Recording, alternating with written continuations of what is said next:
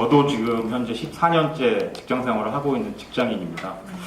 어느 날 고민을 한번 해보니까 직장인들한테 진짜 필요한 교육이 뭘까라는 생각이 들었었는데 제가 생각한 키워드가 한 4가지 정도가 있어요.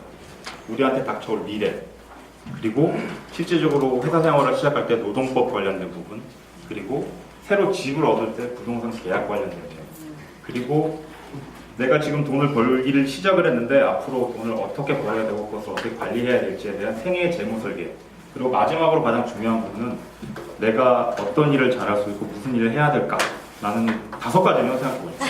오늘의 강사분 황준원 대표님을 모시도록 하겠습니다. 네, 반갑습니다. 네. 미래 트렌드 한다고 오셨는데 어디 미용사 같은 애가 나와가지고 당황하셨죠? 또 이런 자리 와보시면 아시겠지만 미래 트렌드 얘기하는 사람들이 너무 어렵게 얘기해요. 그래서 듣다 보니까 저도 지루해가지고 좀 쉽게 전달해 드리는 사람이 필요하겠다라고 생각을 해서 만든 채널입니다. 그렇기 때문에 제가 영업을 안 다닐 수가 있는 것이죠. 그러다 보니까 제 1에 있어서의 스트레스의 저하, 그리고 자율성의 증가, 그런 것들에 대해서는 상당히 만족스러운 부분이 있고요. 자, 그리고 마지막에 제가 회사를 이렇게 힘들게 다니다가 동기한테 물어봤어요. 야, 이렇게 힘든데 너 어떻게 잘 다니냐 그랬더니 하는 말이, 야, 어디 가나 힘든 건 다 똑같아 라고 얘기를 하더라고요. 이 말이 좀 너무 충격적이었어요, 그때. 그 친구의 얘기는 어딜 가나 힘든 건 똑같고 남들이 불행한 것도 다 동일하기 때문에 내가 불행한 것이 당연한 것이다 라고 포기를 하는 느낌이었거든요.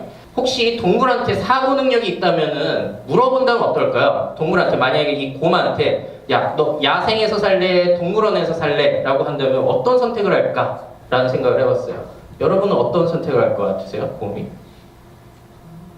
동물원 복지 너무 좋지 않나요? 아프면은 치료해주고 먹이 꼬박꼬박 주고 운동시켜주고 얘네들은 걱정할 게 없어요. 이 안에서 짝짓기도 시켜주는데. 그런데 이러다가 동물원 망해가지고 갑자기 얘네들 야생으로 갑자기 풀어둔다라고 했을 때 먹이를 구할 능력이 있을까? 라는 의문이 들었던 것이죠. 물론 동물원 안에서 잘 훈련을 받는다면 모르겠지만 안정적인 생활이라는 건 뭐냐면 안정적인 직장에 내가 의존하는 것이 아니라 내가 스스로 생존할 수 있는 능력을 갖추는 게 오히려 미래의 안정적인 생활이다 라는 생각을 들어가지고 저는 그 가치관을 가지고 살고 있는 거예요. 그래서 이제 회사 나오면 앞으로 뭐 하고 살지라는 고민이 들죠. 그랬을 때 직업의 형태 한 3가지 정도 볼 수 있을 것 같습니다. 정규직이라는 것이 나를 계속 책임져 주는 건 아니다. 서울대를 나왔건 카이스트를 나왔건 하버드를 갔다 왔건 그것보다 더 중요한 거는 이 변화 속에서 어떻게 잘 적응하는가. 자, 그래서 어떻게든 사실 트렌드 얘기할 때 뜬구름 잡는 얘기 하게 됩니다. 구체적으로 한 사람 한 사람한테 적용될 수 있는 얘기를 할 수 없기 때문에 그나마 그래도 직장인들에게 어떻게 말씀드려야지 더 많은 생각을 하실까라고 생각을 해가지고 4가지로 조금 추려봤어요. 첫 번째 미래 대비 방안은 제가 생각한 건 뭐냐면요. 나와 사회의 문제를 기회로 생각하신다면 미래 대비, 미래 준비가 되시지 않을까라는 생각이 첫 번째 방법이라고 저는 판단을 했습니다. 한마디로 성장 중심으로 이렇게 산업이 구성이 되어 있던 게 이제는 돈이 자꾸 없어지고 그러니까 저성장을 중심으로 산업이 재편된다는 거예요. 이런 공유 경제가 추세가 될 것이다라는 의견이 있습니다. 그런 사업이 뜨고 있어서 빌 게이츠가 투자를 상당히 많이 했다라고 해요. 그러니까 인구 관련이라는 것은 인구 증가와도 관련이 있다는 거예요.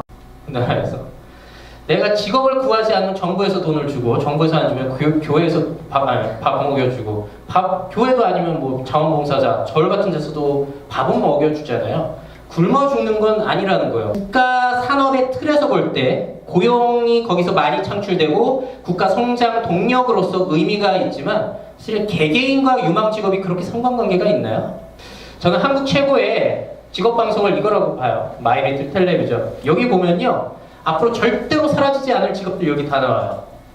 자, 그래서 저는 미래에 사라지지 않을 직업, 사라질 직업을 구별하는 아주 단순한 방법을 물어본다면 이렇게 말씀드리고 싶어요. 그 인생을 살아가는 방법에 대해서 이제 구체적 설명을 드리고 마무리할 건데요. 이건 제 경험이에요. 제 사례를 말씀드리는 거고 모든 경우에 해당되는 말씀은 아닙니다. 우리가 그림을 그릴 때 이런 큰 도화지에 정말 정밀하게 사람을 눈, 코부터 이렇게 세밀하게 그려가지고 시작하게 되면은 큰 그림을 그릴 수가 없잖아요. 그리고 굉장히 중요한 내용입니다. 사실 어떤 내용보다 제일 중요한 것 같은데요. 새로운 직업을 가질 때, 새로운 인생을 살아갈 때 제일 중요한 거라고 봐요. 100세 시대이기 때문이에요. 100세 시대 버티고만 살기에는 길기 때문에 말씀드렸습니다. 과거의 룰을 가지고 경기에 임하게 된다면은 경기에 지거나 손해를 입을지도 모릅니다. 저희가 미래 소식을 전달하면서 여러분들께 이거 하세요, 이거 대박이에요, 이거 하면 여러분들 먹고 살아요, 이거 하면 부자 됩니다라고 말씀드리는 대신에 저는 다양성이란 가치를 굉장히 중요시 생각해요. 최고의 미래를 여러분들 상상을 하시고요. 그 미래 남이 안 만들어줍니다. 일단 알게 된 경로는 페이스북을 통해서 알게 됐습니다. 페이스북에서 어떤 분이 참여 이게 올라왔길래 사실 오늘 강연하신 황 대표님의 원래 열렬한 팬이었어요.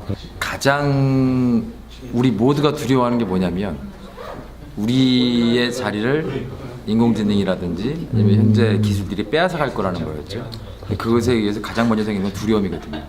근데 오늘 그것에 대한 프레임을 되게 많이 바꿔주신 것 같아요. 뭔가 더 특별한 거를 얻었어요. 제가 가장 인상 깊었던 거는요. 보통 다 설명해 주셨을 때 트렌드 얘기해 주셨잖아요. 근데 그 트렌드와 미래 유망 직종을 말씀해 주셨는데 그게 유망 직업을 갖는다고 해서 내가 행복한 게 아니라는 그 대답이 제가 생각했던 거랑 너무 같아서 좋았고요. 9점 매겼어요. 9점. 네. 90점. 네, 90점. 10점 만점에 9점. 오케이, 고맙습니다. 네, 감사합니다.